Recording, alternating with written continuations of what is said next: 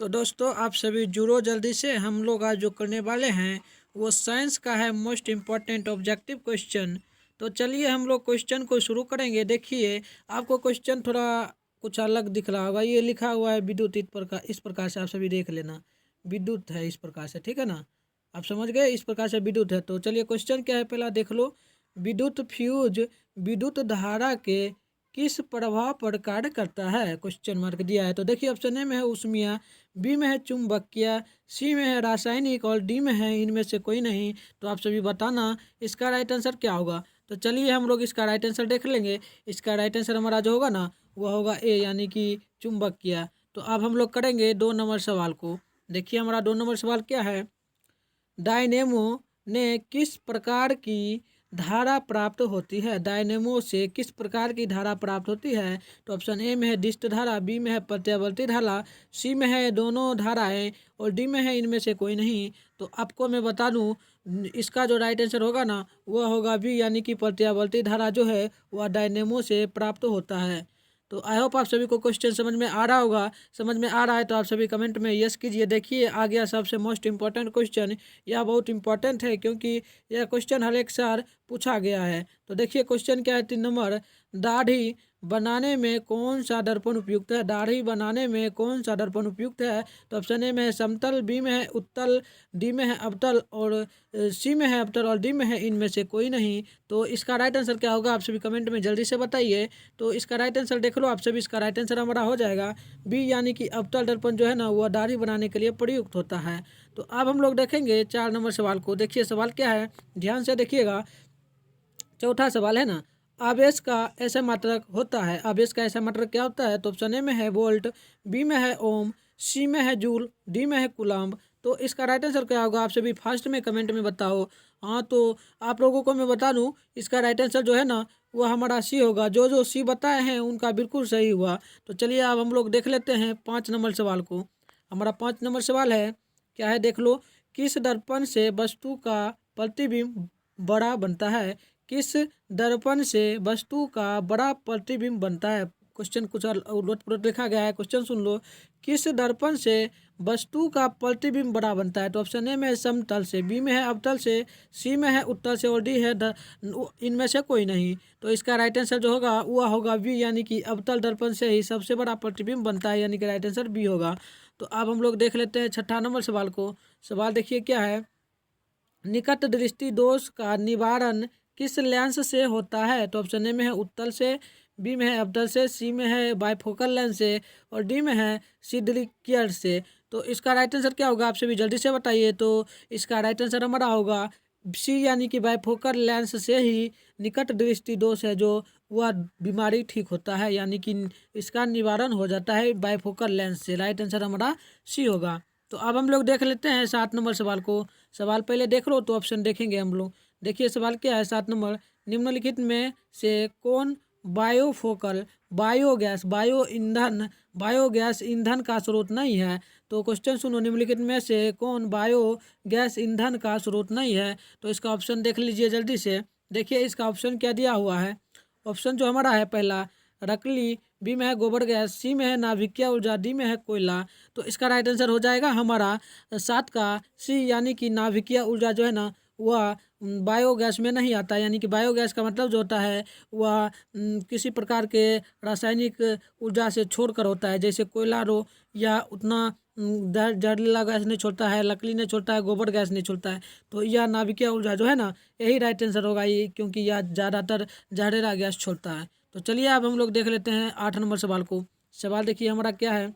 Helium कैसा तत्व है। हीलियम कैसा तत्व है। ऑप्शन ए में है अक्रिय, बी में है क्रियाशील, डी में है सक्रिय और डी में है उदासीन।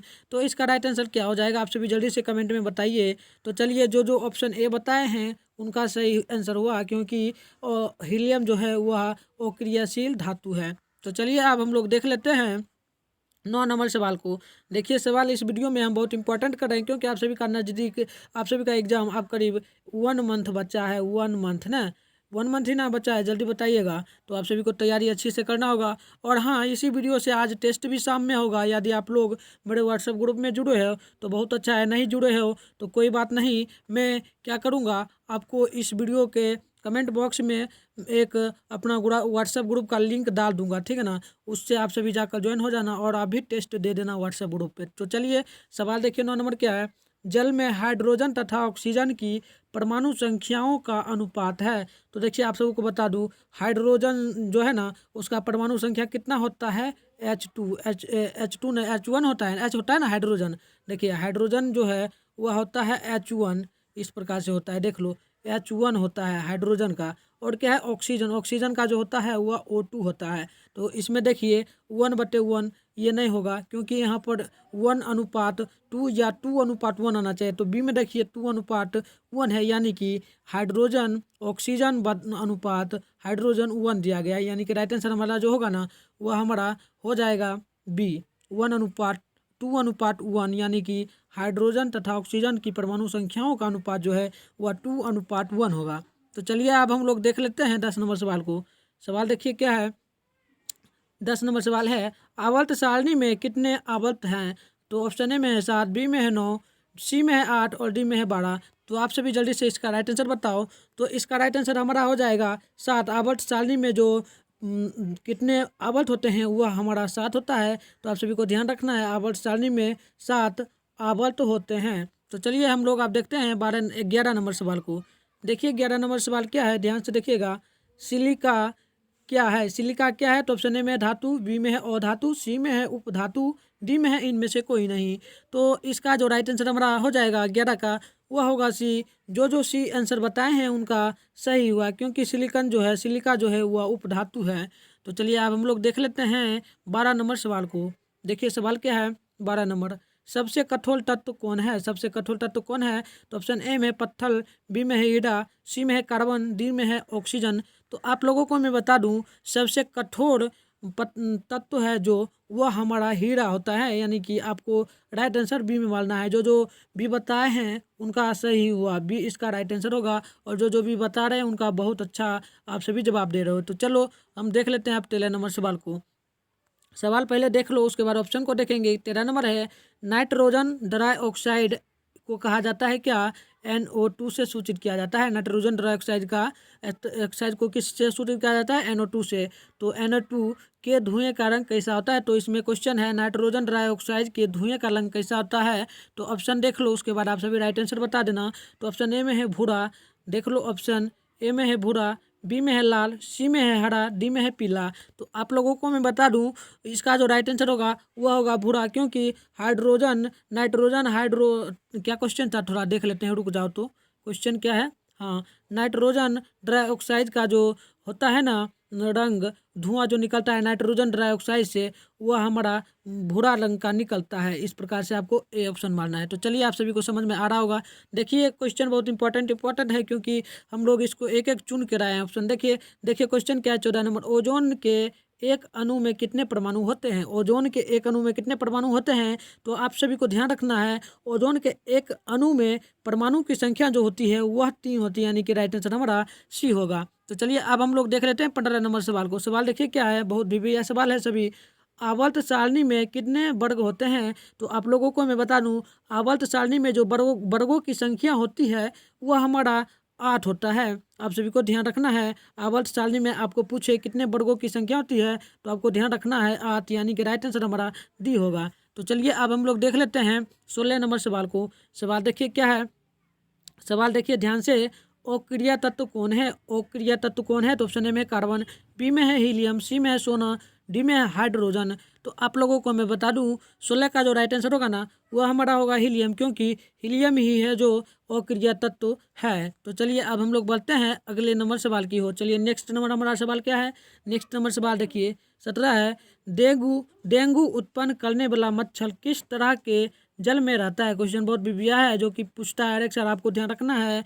डेंगू उत्पन्न करने वाला मच्छर किस तरह के जल में रहता है। तो आपको मैं बता दूं डेंगू उत्पन्न करने वाला जो मच्छर रहता है ना वह रहता है हमेशा साफ जल के पानी में। तो आप सभी साफ जल के पानी में देखना, अगर मच्छर है तो उसको मार ही देना, क्योंकि वही डेंगू को उत्पन्न करता है और आप सभी के लिए बहुत हानिकारक होता है। तो चलिए इसका राइट आंसर हमारा ये हो जाएगा। तो अब हम लोग देख लेते हैं 18 नंबर सवाल को। देखिए 18 नंबर सवाल क्या है। नेक्स्ट सवाल है हाइड्रा। हाइड्रा में प्रजनन किस विधि से होता है? हाइड्रा में प्रजनन किस विधि से होता है? तो ऑप्शन ए में है द्विखंडन, बी में है मुकुलन, सी में है अलैंगिक, डी में है इनमें से सभी। तो आपको मैं बता दूं 18 का जो राइट आंसर हमारा हो जाएगा वह होगा बी, यानी कि मुकुलन विधि से ही हाइड्रा में प्रजनन की क्रिया संपन्न होती है। हाइड्रा में प्रजनन की क्रिया किससे संपन्न होती है? तो आपको ध्यान रखना है मुकुलन से, यानी कि राइट आंसर हमारा बी हो जाएगा। तो चलिए हम लोग नेक्स्ट सवाल की ओर बढ़ते हैं। नेक्स्ट सवाल देखिए हमारा क्या है, 19 नंबर। विद्युत शक्ति का ऐसा मात्रक होता है, विद्युत शक्ति का ऐसा मात्रक क्या होता है? तो ऑप्शन ए में दिया है वोल्ट, वोल्ट इसको कहते हैं। और देखिए इसका ऑप्शन क्या है, बी में है वाट, सी में है जूल और डी में है कूलाम। तो आप सभी को मैं बता दूं इसका जो राइट आंसर होगा ना हमारा वह हो जाएगा 19 का है ना, 19 का हमारा शायद होना चाहिए ए, यानी कि बोल्ट होता है। विद्युत शक्ति का ऐसा मात्रक जो होता है ना वह हमारा बोल्ट होता है। राइट आंसर हमारा ए हो जाएगा। तो चलिए हम लोग बढ़ते हैं नेक्स्ट सवाल की ओर। नेक्स्ट सवाल देखिए हमारा क्या है, 20 नंबर। लोहे की परमाणु संख्या है, लोहे की परमाणु संख्या कितनी होती है? तो ऑप्शन ए में है 27, बी में है 26, सी में है 25, डी में है 24। तो आपको मैं बता दूं लोहे की जो परमाणु संख्या होती है वह हमेशा 24 होता है। लोहे की परमाणु संख्या आपको पूछे तो 24 याद रखना है आपको, यानी राइट आंसर बी। तो चलिए अब हम लोग देख लेते हैं 21 नंबर सवाल को। ध्यान से देखिएगा सवाल क्या है, कार्बन क्या है? कार्बन क्या है आपको याद ही होगा, कार्बन क्या है तो जल्दी बता दो। तो मैं बता दूं कार्बन जो है ना वह एक उपधातु है। तो आपको याद रखना है, आपको पूछे कार्बन क्या है, आपको पूछेगा कार्बन क्या है तो आपको राइट आंसर हमेशा मानना है उपधातु में। धातु या अधातु को छोड़ के आपको हमेशा उपधातु में मानना है, यानी कि सी होगा हमारा राइट आंसर उपधातु।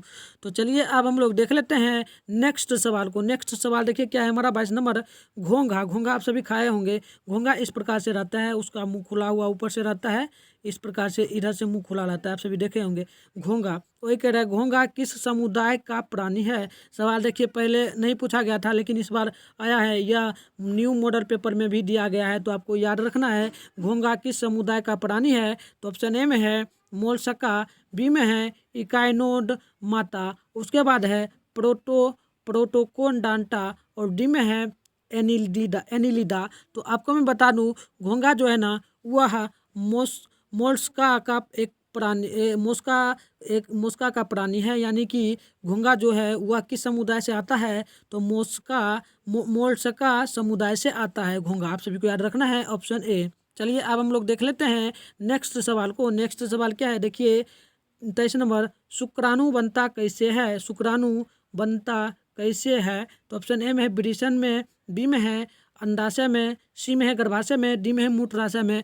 तो आपको मैं बता दूं शुक्राणु जो बनता है ना वह बनता है हमेशा अंडाशय में। तो चलिए आप सभी को याद हो गया होगा शुक्राणु किस में बनता है, तो अंडाशय में। आपको ध्यान रखना है, यह सवाल बहुत इंपॉर्टेंट है और यह सवाल जो है ना वह जीव विज्ञान से लिया गया है, यानी बायोलॉजी का सवाल है। आप सभी को ध्यान रखना है बायोलॉजी का यह सवाल है। तो इसी प्रकार से पूछा जाएगा, तो पूछेगा आपको शुक्राणु किससे बनता है, तो आपको ध्यान रखना है अंडाशय में बनता है हमेशा शुक्राणु। तो चलिए अब हम लोग नेक्स्ट सवाल को देखेंगे। अगले नंबर सवाल को देखिए, यह सवाल बहुत इंपॉर्टेंट है 24 नंबर, क्योंकि यह सवाल निश्चित ही रहता है पूछ देगा और हल्का भी है, आपको याद करने का उतना जरूरत नहीं है, समझा देंगे समझ लो। इनमें से कौन सा सही आहार श्रृंखला है, यानी कि खाना खाने का कौन सा सही श्रृंखला है इनमें से? तो देखिए ऑप्शन ए में जो है ना वह कह रहा है क्या, चिड़िया को खाता है सांप और सांप को खाता है घास। यह सही नहीं होगा, कठिन हमको पूछ रहा है। उसके बाद देखिए बी में क्या कह रहा है, बी में कह रहा है मछली को खाता है कौन, घास। घास खाएगा कभी नहीं, और घास को खाएगा गाय। गाय खाता है लेकिन मछली नहीं खाता, ये भी कथन हमारा क्या होगा, गलत होगा। दूसरा भी गलत होगा। और तीसरा देखो क्या है, तीसरा क्या है, बकरी को खाएगा घास। ऐसा हो सकता है, घास नहीं खाएगा बकरी को। यहाँ कह रहा बकरी घास को खाएगा, और घास कह रहा है घास को क्या खाएगा, हिरन। हिरन सही कह रहा है, लेकिन बकरी तो घास तो बकरी को नहीं खाएगा, यह भी कथन भी गलत है। उसके बाद देखो डी में क्या, घास हिरन को खाएगा, ये सही है। घास को हमेशा हिरन खाता है और हिरन को मारकर शेर खा जाता है, यानी कि हमारा राइट आंसर जो होगा ना वो हमारा होगा डी। यह सवाल बहुत इंपॉर्टेंट है क्योंकि यह बायोलॉजी से सवाल है, क्योंकि आपको पूछेगा इनमें से कौन सा सही आहार नाल का श्रृंखला है। तो आपको ध्यान रखना है घास खाएगा घास खाता है, घास को कौन खाएगा, हिरन। हिरन को कौन खाएगा, शेर। तो यानी कि राइट आंसर हमारा डी हो जाएगा। इस प्रकार से ध्यान रखना है। तो चलिए आज हम लोग आज का लास्ट सवाल देख लेते हैं हम। देखिए 25 नंबर क्या है, पक्षी और चमगादड़ के पंख हैं। पक्षी और चमगादड़ के पंख कैसे होते हैं? तो ऑप्शन ए में है समजातंग, बी में है समवृत्त अंग, और ऑप्शन देख लो पहले, उसके बाद आप सभी आंसर बता देना। तो देखिए और ऑप्शन है अवशेषी अंग, सी में है, डी में है, इनमें से कोई नहीं। तो आप लोगों को मैं बता दूं, इस प्रकार का सवाल आपको पूछे ना तो ध्यान से आप सभी को जवाब देना है, क्योंकि पक्षी और चमगादड़ है ना, दोनों का पंख जो होता है ना वह हमेशा होता है समवृत्त अंग। तो थैंक्स फॉर वॉचिंग। आज का वीडियो आप सभी को समझ में आया होगा। तो आज के लिए इतना ही, मिलेंगे नेक्स्ट एपिसोड में, तब तक के लिए आप तमाम दोस्तों को बाय बाय।